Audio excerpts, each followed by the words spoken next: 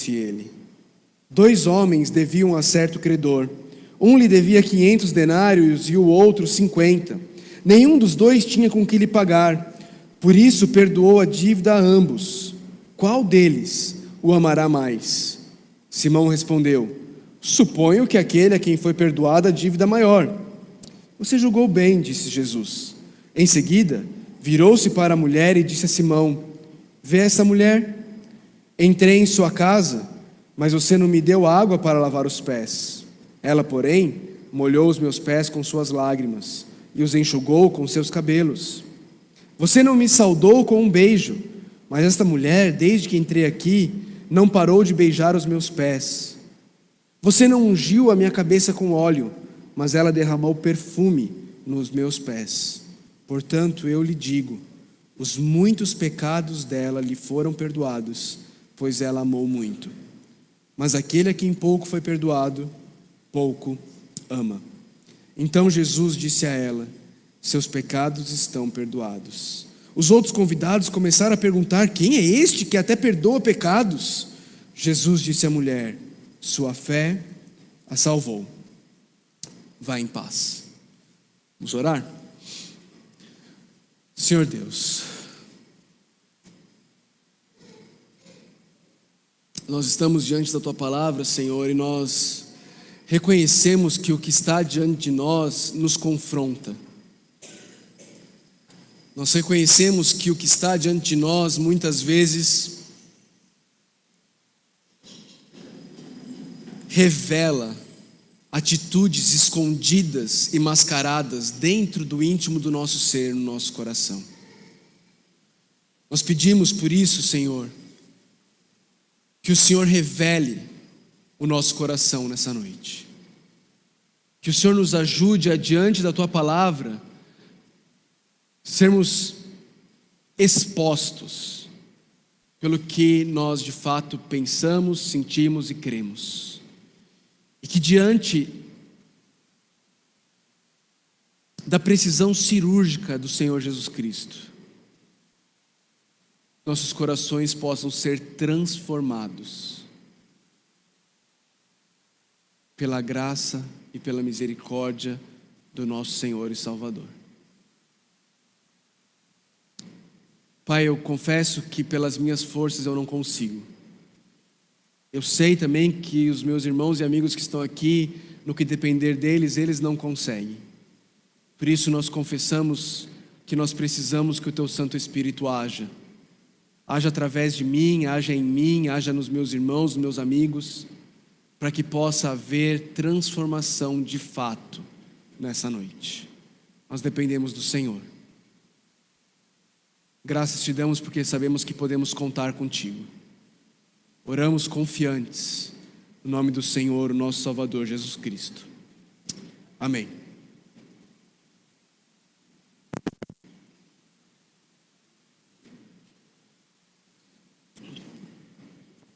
Obrigado. Existe uma cena aqui, uma cena que está diante de nós, que em alguns aspectos se assemelha à cena que nós estudamos na semana passada. Semana passada Jesus também foi a um jantar, a uma festa. Aliás, esse nosso Salvador, ele come, não é? Ele frequenta jantares, ele frequenta festas, ele está com as pessoas.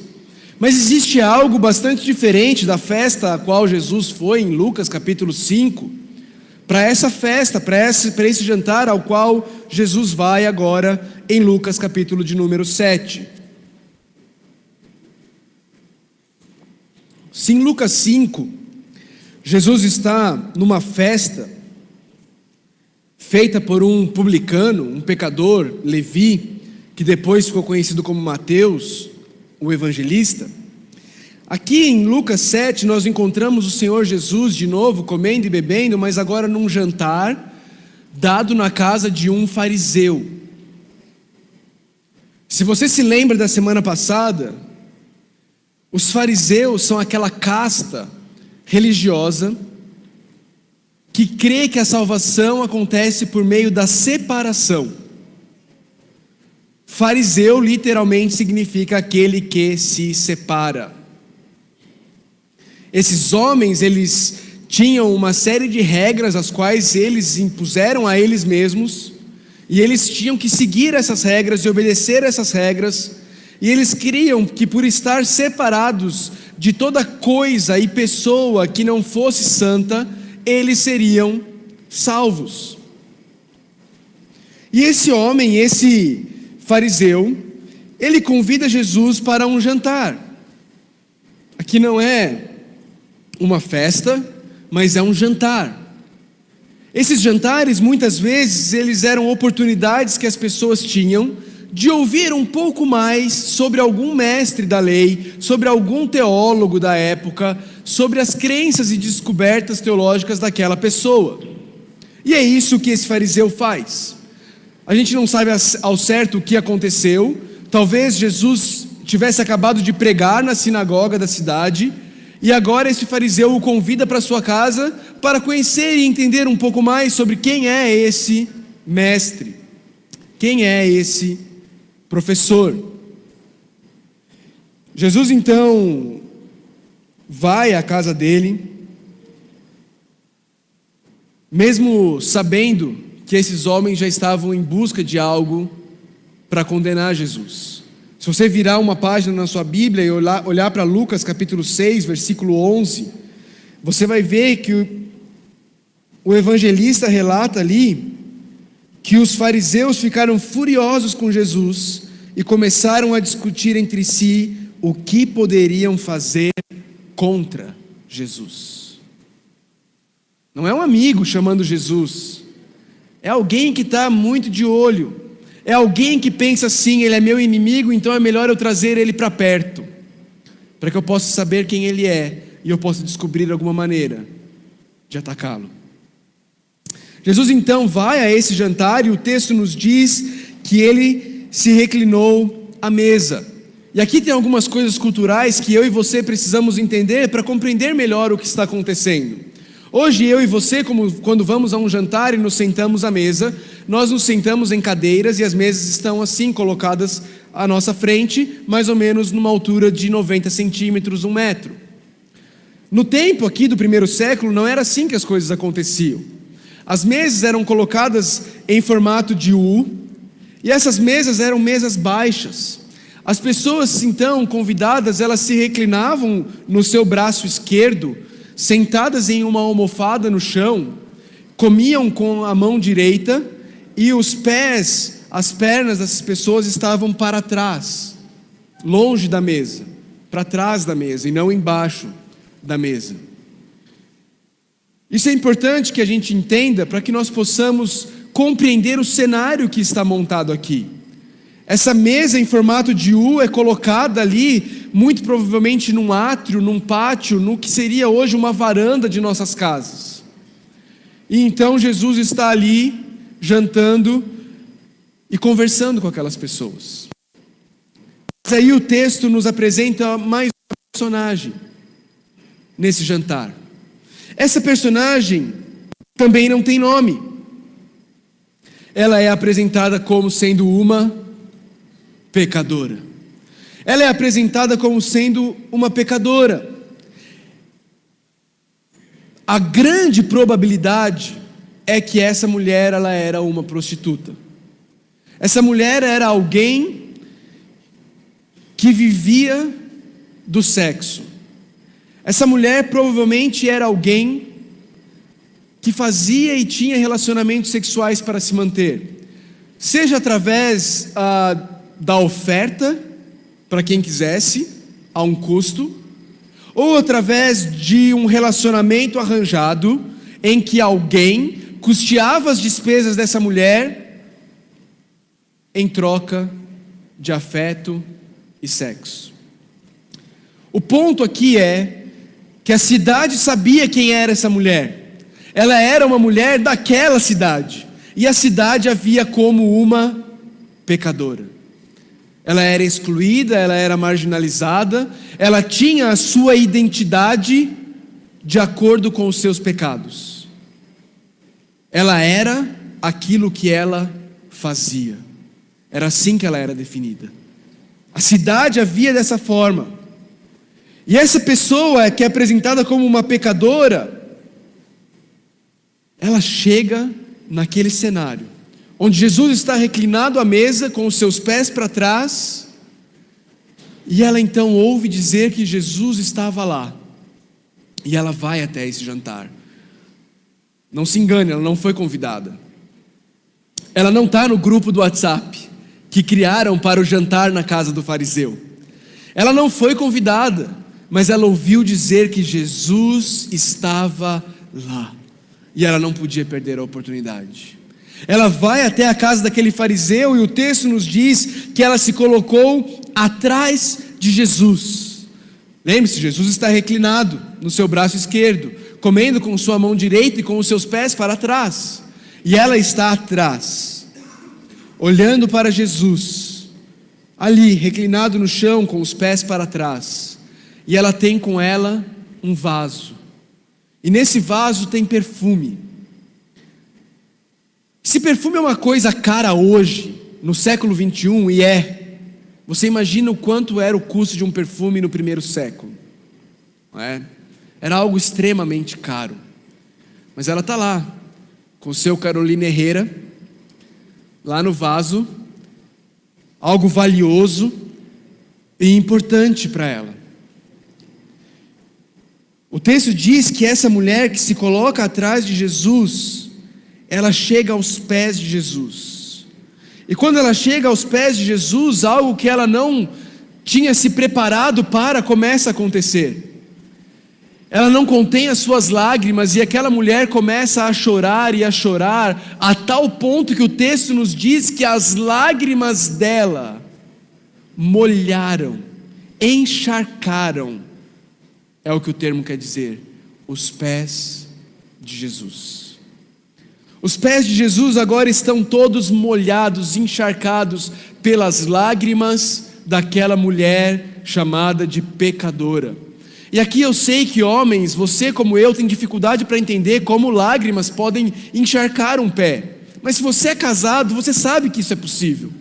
Você tem uma esposa na sua casa, e você sabe que é muito possível lágrimas de uma mulher encharcar o pé de uma outra pessoa. Não é? Alguém mais consegue se relacionar? Ou é só lá em casa que isso acontece? Não é? Isso acontece, isso é real, isso é possível. São lágrimas sinceras, são lágrimas honestas. Martinho Lutero chamou essas lágrimas da água que brota do coração. Essa mulher não esperava isso. Ela não esperava que ao chegar aos pés do Senhor Jesus Cristo, ela começasse a chorar de forma copiosa a tal ponto de encharcar os pés de Jesus. Ela não esperava, por isso ela não tem uma toalha com ela. Então, ela enxuga os pés de Jesus com os seus próprios cabelos. Talvez aqui você não consiga entender tudo o que está envolvido nessa atitude. Existia um livrinho de regras dos judeus, o Talmud, que os fariseus seguiam muito à risca, que dizia que uma mulher só poderia soltar os seus cabelos na presença do seu próprio marido. Se ela soltasse os seus cabelos na presença de qualquer outro homem que não fosse o seu marido, isso era caso para divórcio. Trazendo para os dias de hoje, soltar o cabelo na presença de um homem para enxugar os seus pés naquela época seria o equivalente hoje de uma mulher tirar a sua blusa para enxugar os pés de um homem. Esse era o equivalente do que aquela mulher estava fazendo. O que ela estava fazendo era culturalmente completamente inaceitável, apesar de não ser em nada um ato pecaminoso. Essa mulher ali, enxugando com os seus cabelos os pés de Jesus, ela agora começa a beijar os pés de Jesus. E depois de ter beijado os pés de Jesus, o texto nos diz que ela agora derrama o seu valioso vaso com perfume nos pés de Jesus. Tenta imaginar essa cena. Essa mulher está chorando, e quando você chora, você começa o seu nariz a escorrer. E ali aquele pé de Jesus, o pé de um homem do primeiro século, que anda de sandálias de couro, numa cidade onde não tem asfalto, onde só tem estrada de chão, aquele pé sujo de Jesus, e aquela mulher chorando e molhando e esfregando os seus cabelos e beijando aquele pé e ungindo aquele pé com o perfume dela. Um comentarista bíblico diz que aquela cena é sem dúvida uma cena cheia de paixão, mas sem nada de erotismo. É uma cena cheia de paixão, mas sem nada de erotismo. Aquela mulher, ela está derramando o seu coração diante daquele que a salvou.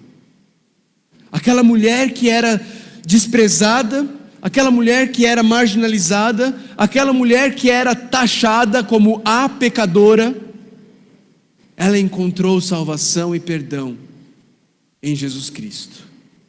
E como resposta, ela está ali prostrada aos pés dele, numa cena forte e apaixonante, honrando, demonstrando amor, gratidão e serviço àquele que não a tratou de acordo com os seus atos, mas que a amou, sabendo exatamente quem ela era. Mas isso é um pouco demais para homens religiosos. Verso 39, o texto nos diz que ao ver isso, o fariseu que o havia convidado disse a si mesmo. Isso é interessante que o autor, que Lucas, destaca isso. Ele disse a si mesmo, ele não foi falar com Jesus. Porque homens religiosos não vão falar com quem eles precisam falar. Homens religiosos começam a murmurar dentro do seu coração e criar rancor dentro do seu coração. E ele diz a si mesmo: se este homem fosse profeta, saberia quem nele está tocando e que tipo de mulher ela é, uma pecadora. Uma pecadora. Era só isso que aquele homem conseguia ver sobre essa mulher. Ela é uma pecadora. Ele só conseguia ver nela aquilo que ela fazia, os erros dela, os pecados dela. Era tudo que ele conseguia enxergar naquela mulher. Se este homem fosse profeta, ele saberia quem nele está tocando. Perceba, se ele fosse, ele saberia. Esse fariseu aqui, ele está duvidando, ele está julgando e ele está condenando Jesus.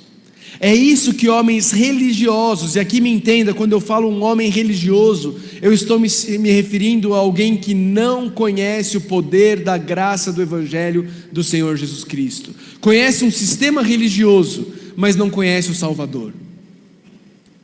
Homens religiosos, eles se colocam na postura de Deus. Eles se assentam no trono.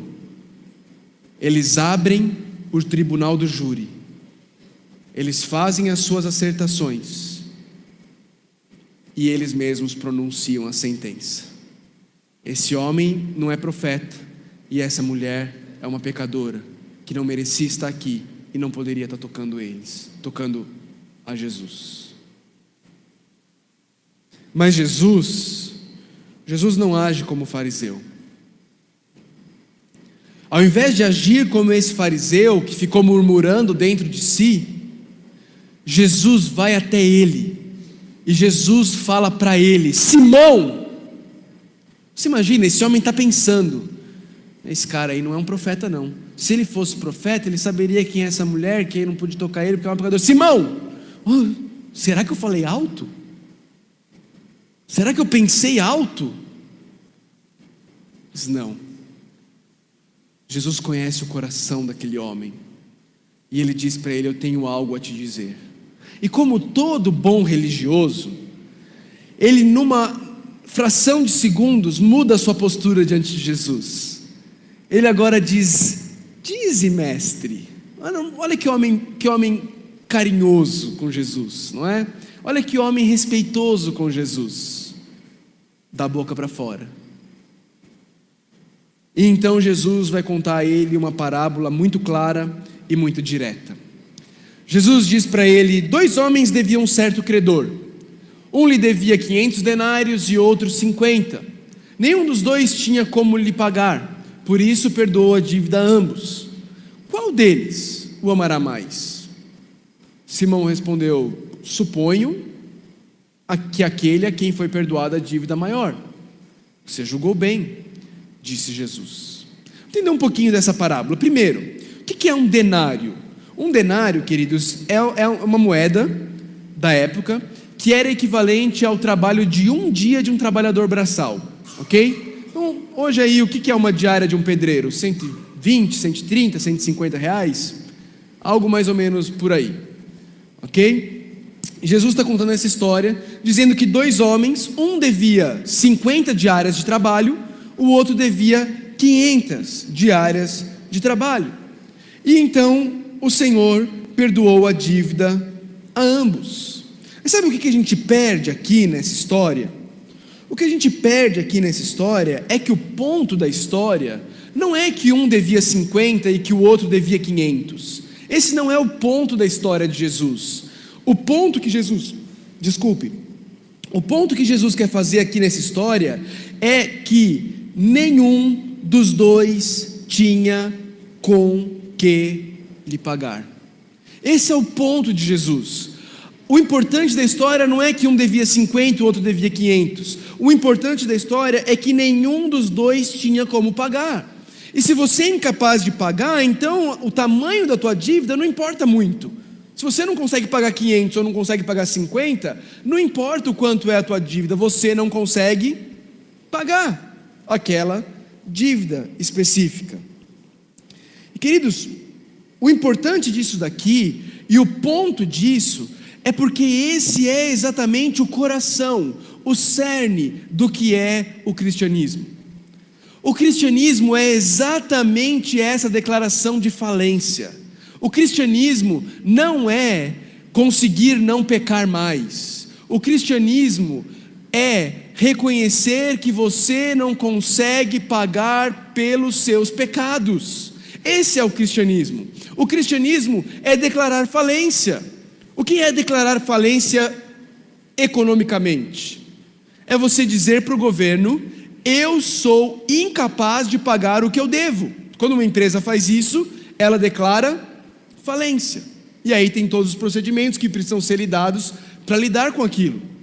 Queridos, o cristianismo, ele é essencialmente essa declaração do homem diante de Deus, dizendo: Deus, eu reconheço que eu sou incapaz de pagar aquilo que eu te devo. Eu não consigo. E aí não importa tanto se o que você deve, você pensa que é 50, ou você pensa que é 500. O que importa é que você não consegue. Você não consegue. Queridos, a mensagem do cristianismo, ela é muito clara. A mensagem que o cristianismo tem para propagar para toda a raça humana é que a raça humana está falida. A raça humana possui uma dívida impagável com o seu Criador. E o chamado que o cristianismo tem para a raça humana é: peça falência o quanto antes. Dobre os seus joelhos e clame por misericórdia para aquele a quem você deve. Esse é o chamado do cristianismo. A mensagem do cristianismo para a raça humana não é: tente ser alguém melhor. A mensagem do cristianismo para a raça humana não é: se esforce para ser alguém melhor. Jesus quer fazer uma versão melhor de você. Essa não é a mensagem do cristianismo. A mensagem do cristianismo é: reconheça que você é incapaz, declare falência e suplique por misericórdia diante de Deus. Mas sabe qual é o problema, queridos? O problema é que eu, você e todos os seres humanos, nós teimamos em tentar pagar a nossa dívida para com Deus. Eu e você, nós tentamos fazer com que Deus aceite a nossa moeda chamada integridade. Deus, eu nunca soneguei impostos, eu pago as minhas dívidas em dia, eu nunca atrasei um boleto. Ou então nós tentamos pagar a nossa dívida para Deus com uma coisa chamada civilidade. Eu sou um cidadão, eu busco fazer as coisas corretamente. Eu lembro em quem eu votei para deputado federal 4 anos atrás. Vamos dizer que isso aqui é algo que você tem que se orgulhar mesmo, porque a maioria das pessoas nem sabem quem votou há 4 anos atrás. Nós queremos pagar a nossa dívida com o nosso civismo. Nós achamos que se nós formos civilizados, cívicos, nós teremos algum merecimento diante de Deus. Nós seremos aprovados e aceitos por Deus. Ou então a gente tenta pagar a nossa dívida com Deus com caridade. Eu sou uma pessoa boa, eu faço bem para o próximo, eu ajudo pessoas necessitadas. Uma vez eu ouvi de um amigo muito querido, ele dizendo para mim e para alguns outros amigos, que ele iria para o céu, ele iria ser salvo porque ele era uma pessoa boa. Às vezes ele saía na rua e ele voltava só de bermuda, porque ele deixava o tênis dele com uma pessoa que precisava, a camiseta dele com outra. Ele era uma pessoa boa. Ele achava que ele podia pagar a Deus com a caridade dele. Ele mudou de opinião, graças a Deus por isso. Alguns, hoje em dia, tentam pagar Deus com uma moeda chamada ecologia. Se você for ecologicamente correto, você é uma pessoa boa, você vai conquistar o favor de Deus. E muitos, especialmente num ambiente como o nosso, tentam pagar Deus com uma moeda chamada religiosidade. Nós acreditamos que se nós formos pessoas religiosas, Deus vai se agradar de nós e nós vamos conseguir pagar pelos nossos erros. Então nós vamos fazer mais coisas boas dentro da nossa religião do que as coisas ruins que a gente é capaz de fazer. E quando for colocado na balança, vai ter mais coisa boa, religiosa, do que coisa ruim. Então nós vamos ser salvos, nós vamos pagar pelo mal que nós fizemos. E então, nós damos o dízimo, nós frequentamos a escola bíblica dominical, nós vemos ao culto, a gente participa do grupo pequeno durante a semana, a gente serve em alguma área da igreja, e a gente acha que ao fazer essas coisas, está indo para o nosso relatório lá nos céus. Mais um pontinho positivo para o Felipe. Olha, mais um domingo que ele pregou. Muito bem. Olha aqui, ó o Delismar lá, servindo no centro de boas-vindas. Pontinho para o Delismar. Tá conquistando o favor de Deus. E a gente pensa que a gente é capaz de pagar Deus com as nossas atitudes. Mas, queridos, esse Jesus que transforma tudo, nada é capaz de comprá-lo. Não tem como barganhar com um Deus que não precisa de nada, um Deus que é autossuficiente. Não tem como você comprar o favor dele, e não tem como você pagar o preço do pecado feito contra um Deus que é infinito e eterno, porque por melhores que as suas obras possam ser, elas são finitas e elas são temporais. Mas Jesus tem algo para ensinar a cada um de nós que tenta pagar e conquistar o favor de Deus com as nossas próprias obras. A partir do verso 44, ele se vira para a mulher e ele começa a fazer um contraste aqui. Ele começa a comparar o religioso com a pecadora. E ele diz: olha, você está vendo aqui essa mulher? E obviamente ele já tinha visto. Mas ele diz, e ele começa a falar para aquele fariseu: eu entrei aqui em sua casa e você não me deu água para lavar os pés. O costume da época era que quando alguém chegava na sua casa para um jantar, você ia dispor para aquela pessoa o escravo mais baixo na hierarquia da casa, que iria ficar responsável por lavar os pés das pessoas que chegavam.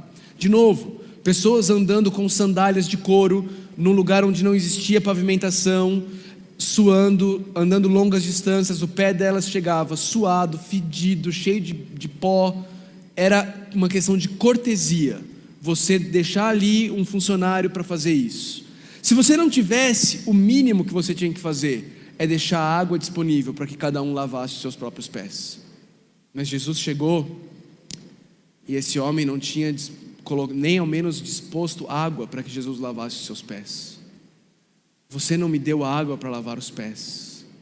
Você não me saudou com um beijo. Sabe quando você chega na casa de alguém, você espera hoje na nossa cultura que essa pessoa venha até a porta, não é isso? Te receba na porta, cumprimente você e fale assim: seja bem-vindo, entre aqui para casa, que bom que você veio. Na cultura da época, o que a cultura dizia é que se alguém chega na sua casa, você vai até ela e você dá um beijo na bochecha dessa pessoa. Você não fez isso. Você não me deu água, você não me saudou com um beijo, você não ungiu a minha cabeça com óleo. Essas pessoas que chegavam muitas vezes cansadas, e o óleo era um sinal de refresco, de refrigério para aquelas pessoas que haviam percorrido longas distâncias no calor. Mas aquele fariseu não tinha feito nada disso. Ele tinha feito, provavelmente, questão de deixar claro para Jesus que aquilo não era um jantar cordial de amigos. Mas Jesus vai comparar e vai fazer esse comparativo entre o fariseu e a pecadora. Você não me deu água para lavar os pés, ela, porém, molhou os meus pés com suas lágrimas e os enxugou com os seus cabelos. Você não me saudou com um beijo, mas essa mulher, desde que eu entrei aqui, não parou de beijar os meus pés. Você não ungiu minha cabeça com óleo, mas ela derramou perfume nos meus pés. Perfume não era para os pés, perfume era para a cabeça. Perfume era provavelmente uma ferramenta de trabalho na profissão dela, era como ela conquistava os clientes dela, antes dela conhecer aquele que transformou a vida dela. Agora que ele transformou a vida dela, ela pega o que ela tem de mais valioso e ela derrama nos pés daquele que não olhou para ela pelo que ela faz, não a tratou pelo que ela faz, mas a tratou por quem ele é, cheio de graça e cheio de amor.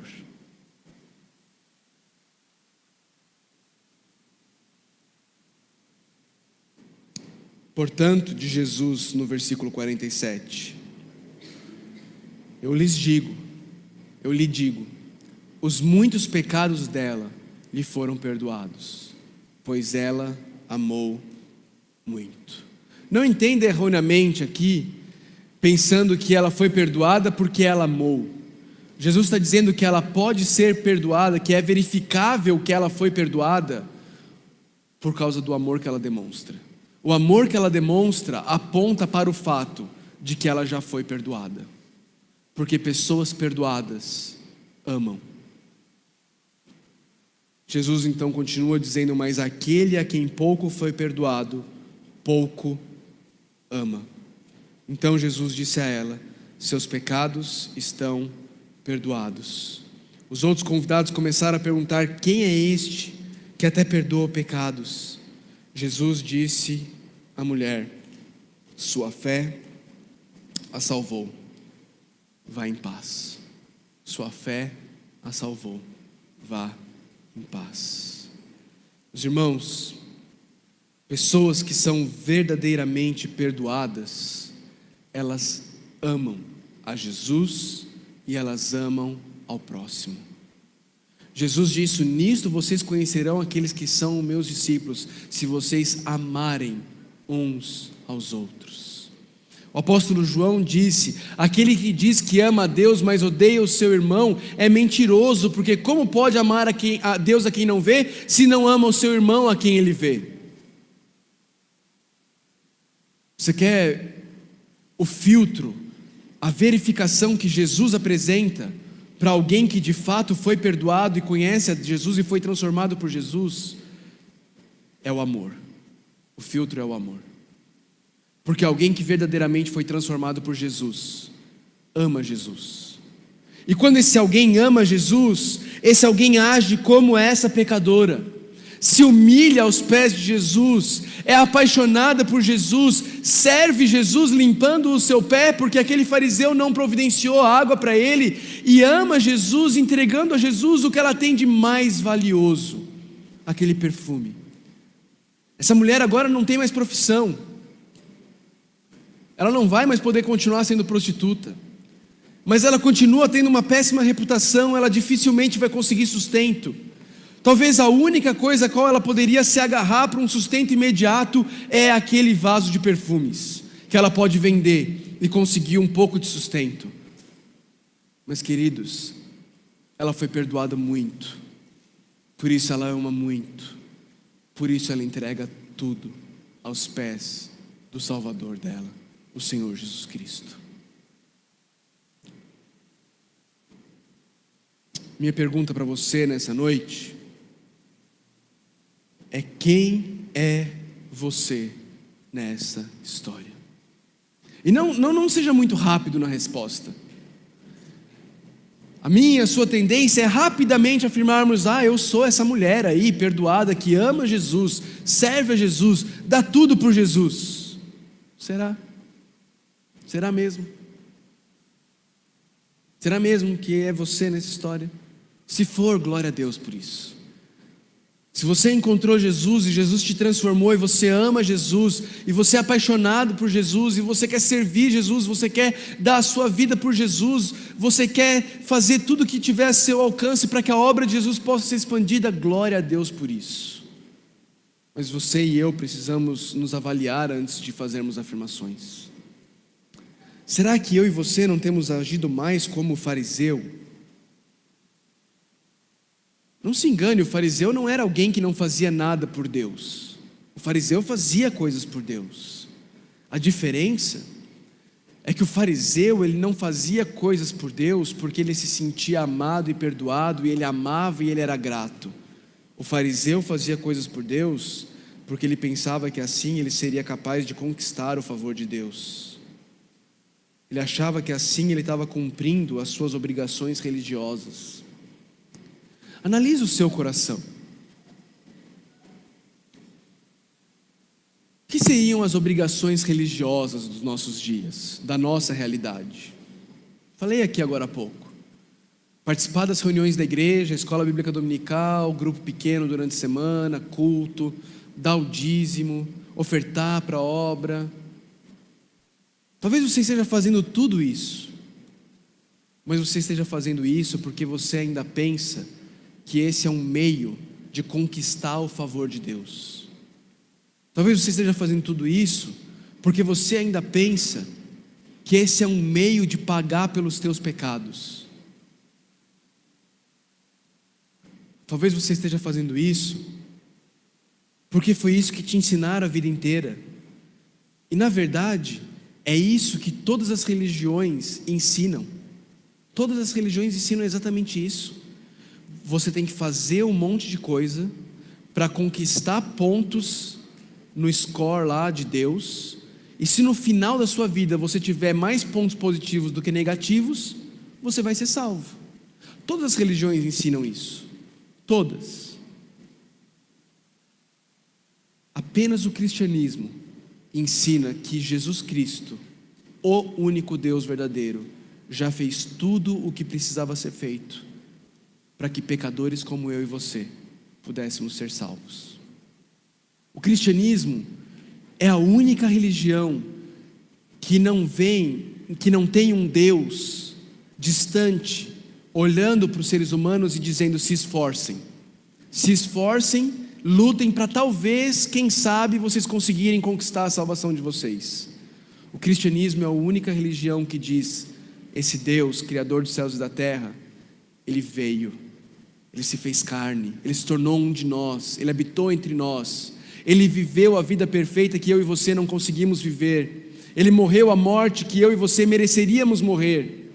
Ele fez tudo o que precisava ser feito para que pecadores como eu e você possam se tornar filhos de Deus.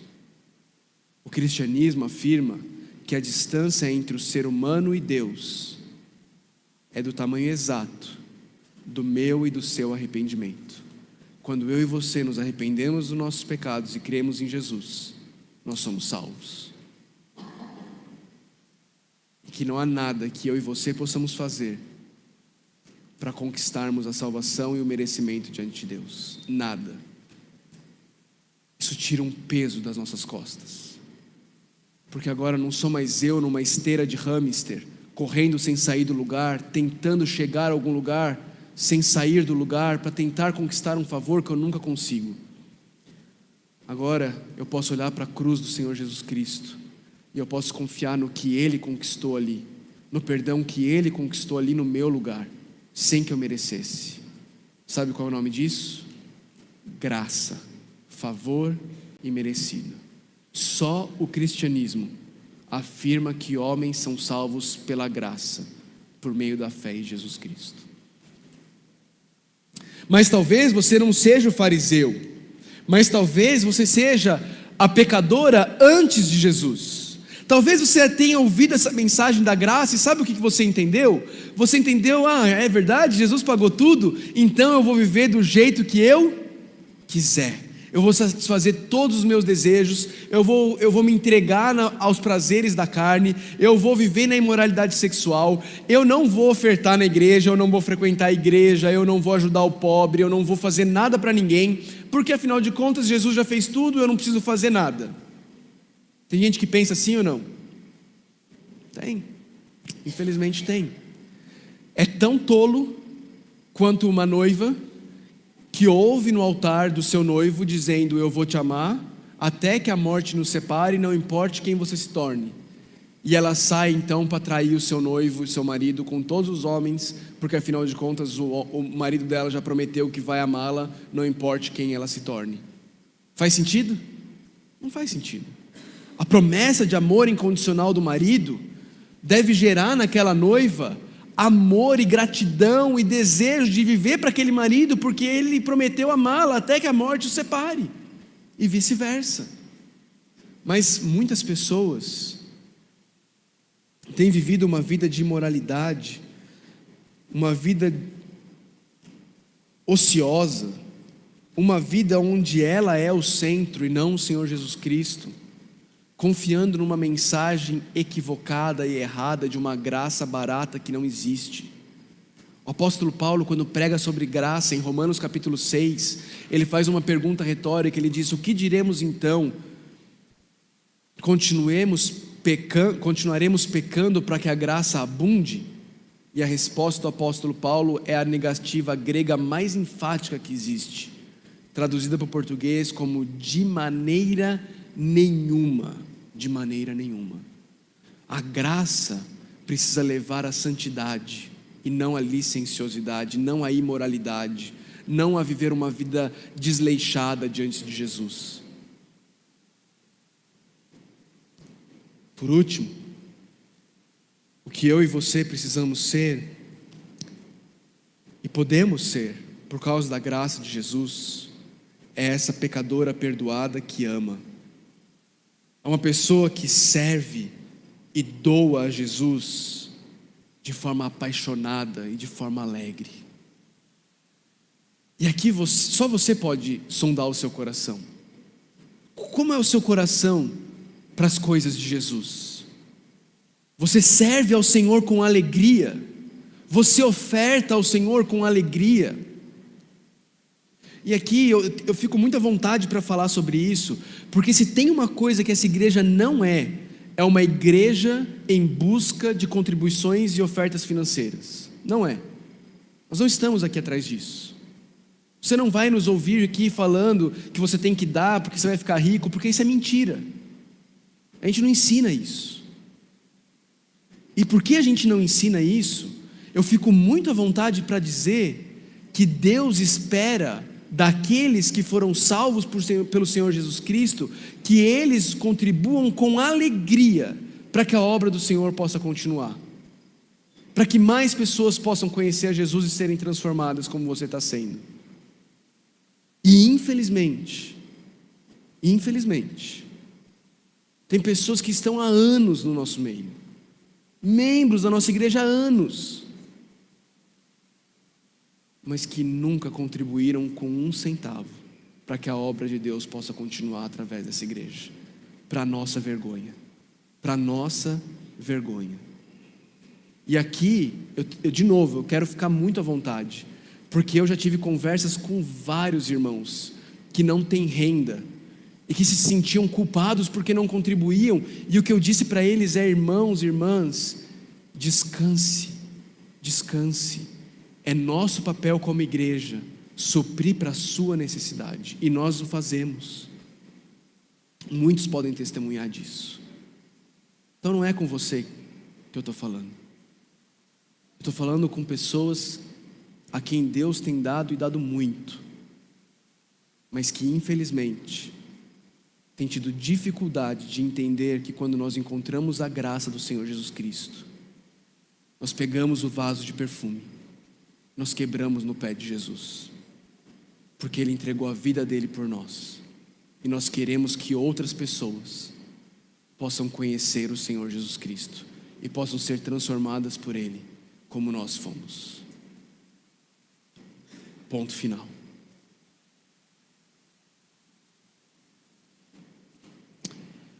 Um outro ponto que demonstra, queridos, se eu e você somos pecadores perdoados que amamos, é que uma marca que vai ser presente e constante na minha e na sua vida será o arrependimento e o perdão.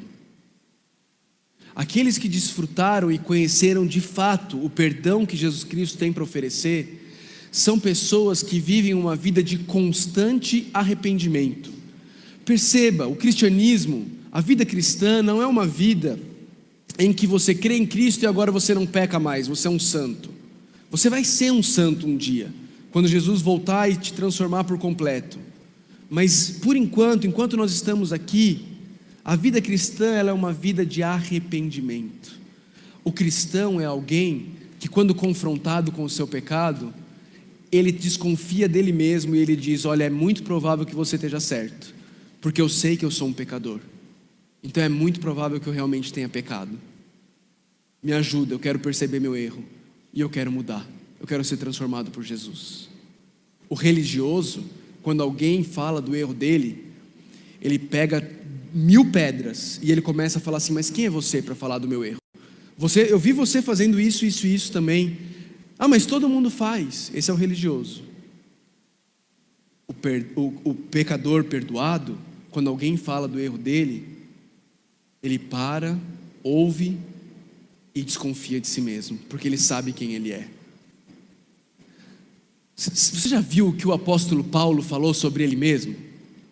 Não está projetado, mas se você virar algumas páginas da sua Bíblia para 1 Timóteo, capítulo 1, versículo 15. Primeira carta de Paulo a Timóteo, capítulo 1, versículo 15. O apóstolo Paulo, o apóstolo aos gentios, aquele responsável pela maior parte do Novo Testamento, aquele que levou o evangelho por todo o mundo conhecido da época, quando ele escreve uma carta ao seu pupilo, ao seu discípulo, aquele homem a quem ele levou a Cristo, aquele homem a quem ele estava ajudando a ser um pastor jovem, ele escreve dizendo em 1 Timóteo 1,15: esta afirmação é fiel e digna de toda aceitação. Cristo Jesus veio ao mundo para salvar os pecadores, dos quais eu sou o pior. Dos quais eu sou o pior. Crescer na vida cristã não é achar que você é santo. Crescer na vida cristã é perceber cada vez mais quão pecador você é. O comentarista bíblico, ele diz assim, olha: a profundidade e a paixão de nosso cristianismo depende de quão claramente nós percebemos nossa culpa diante de Deus e, consequentemente, nosso perdão em Cristo. Se você não perceber quão profundamente culpado você é diante de Deus, você vai ser incapaz de desfrutar da doçura e da beleza de quão maravilhosamente perdoado você foi em Cristo. Enquanto você continuar achando que você é um santo, você vai achar que a morte de Cristo, a vida de Cristo, serviu apenas e única e exclusivamente para ser um bom exemplo para você. Você vai continuar chamando Jesus de mestre, como esse fariseu fez. Mas o dia que você entender quem você é, que você é incapaz de pagar o preço de quem você é, mas que Jesus pagou, aí você vai dobrar os seus joelhos diante dos pés de Jesus, como fez a pecadora, e chorando aos pés de Jesus, você vai clamar por graça e por misericórdia. E sabe o que? Sabe o quê? Sabe o que vai acontecer quando você fizer isso? Você vai encontrar graça e misericórdia, porque está disponível a todos que se prostram aos pés de Jesus, reconhecendo que eles precisam de graça e de misericórdia. Nós temos uma escolha diante de nós. Você pode continuar confiando nas tuas obras, ou você pode reconhecer a sua incapacidade, se prostrar diante de Jesus, confiar na obra dele realizada na cruz e deixar ele transformar a sua vida. Você pode fazer isso nessa noite. Talvez você ainda não conhece Jesus. Talvez Jesus ainda não transformou sua vida. Talvez hoje você percebeu que você está tentando pagar a Deus esse tempo todo. Você tem frequentado aqui a igreja numa tentativa de conseguir pagar um pouquinho mais a sua dívida. Você ainda não entendeu que na cruz Jesus pagou toda a sua dívida. E o que o chamado dele para você é que você se arrependa e creia. Se você percebeu isso nessa noite, não perca mais tempo. Fale para Deus. Confesse a Deus o seu pecado. Confesse a Deus a sua incapacidade de pagar por ele. E peça a Ele que derrame perdão e graça sobre a sua vida. Ele vai fazê-lo. Ele vai fazê-lo. Talvez você já conheceu Jesus, já foi transformado por Ele, mas você tem visto que falta paixão na sua vida. Você tem visto que o cristianismo se tornou algo mecânico, algo seco, algo sem vida. Fala isso para Deus. Pede a Ele que transforme a sua vida.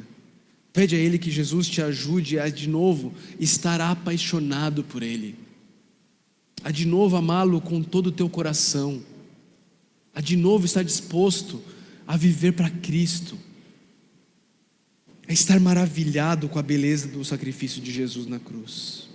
Fala isso para Deus. Daqui a alguns instantes nós vamos celebrar a ceia do Senhor. Queria pedir que nossos presbíteros fossem já pegar os elementos. Os irmãos do louvor já podem se posicionar aqui. Nós vamos cantar ao Senhor daqui a pouco. Mas eu queria terminar esse culto lendo um testemunho. Semana passada nós tivemos a oportunidade de ver o vídeo do Cauã, junto com a Lucilene, o Roberto e o Enzo, dando testemunho de como Jesus tem transformado a vida da família deles. E hoje eu queria ler o testemunho da Michele. Michele, ela não teve coragem nem de gravar o vídeo, nem de falar aqui na frente, mas ela me mandou por WhatsApp e ela me autorizou a ler o testemunho dela. Eu queria ler para os irmãos. E ela diz assim: quando Jesus me encontrou e eu reconheci Jesus como o meu único e suficiente Salvador, eu pude de fato, pela primeira vez, conhecer quem é Jesus e quem eu sou. Eu pude examinar o meu coração e ver que ele não era tão bonito como eu pensava que ele fosse. Mas eu me alegro, porque através da vida em Jesus, os meus pecados foram pagos de uma vez por todas, e eu posso encontrar descanso, consolo e transformação para a minha vida. Eu já não sou quem eu era antes. Meus relacionamentos, pensamentos, atitudes mudaram. Aprendi que a felicidade não está em que tudo aconteça como eu almejo, sim, em que tudo acontece como Ele quer para mim. A minha vida com Deus, com certeza, nunca será a mesma. E minha oração é que Deus continue trazendo transformação em minha vida. Jesus Cristo, eu te amo. Esse é o testemunho da Michele. Michele foi batizada alguns anos atrás, acho que foi ano passado. Michele é mãe de 2 crianças, o marido dela ainda não conhece a Cristo. Mas Deus tem transformado a vida da Michele através de Jesus Cristo, através do que Jesus Cristo fez no Calvário. Que Ele quer transformar a tua vida. E Ele quer continuar transformando a vida de todos nós. E Ele prometeu que um dia Ele vai transformar por completo a vida de todos aqueles que um dia Ele começou a transformar aqui na terra. Nós vamos celebrar a ceia do Senhor. O apóstolo Paulo, ele nos instruiu a participarmos de forma rotineira da ceia do Senhor, celebrando a ceia do Senhor, lembrando o que Ele fez por nós na cruz do Calvário. Queria pedir, Edwin, se você puder nos ajudar aqui com o pão. Quando o apóstolo Paulo ele escreve, instruindo sobre a ceia do Senhor, ele diz que cada um deveria examinar a si mesmo e então comer do suco e do pão, celebrando e relembrando o fato de que Jesus Cristo entregou a vida dele na cruz do Calvário por nós. É seu papel fazer isso. A ceia é do Senhor, ela é para todos aqueles que um dia já foram transformados pelo Senhor. Se você já foi transformado pelo Senhor e você está em comunhão com o Senhor e com o corpo desse Senhor, eu te convido a participar da ceia do Senhor. Nós vamos ficar em pé, todo mundo, nós vamos cantar ao Senhor. Aqueles que forem participar da ceia, vocês vão vir pela lateral, pelos corredores laterais, vocês vão tomar os elementos em suas mãos e vão voltar pelo corredor central. E então guardar os elementos nas suas mãos, e então todos juntos celebraremos depois. Vamos todo mundo ficar em pé, todos mesmos aqueles que não vão participar da ceia, vamos ficar em pé, vamos louvar ao Senhor, e enquanto a gente louva o fato de que em Jesus nós podemos encontrar perdão e graça, e é isso que todos nós precisamos, nós podemos vir, tomar os elementos e celebrar.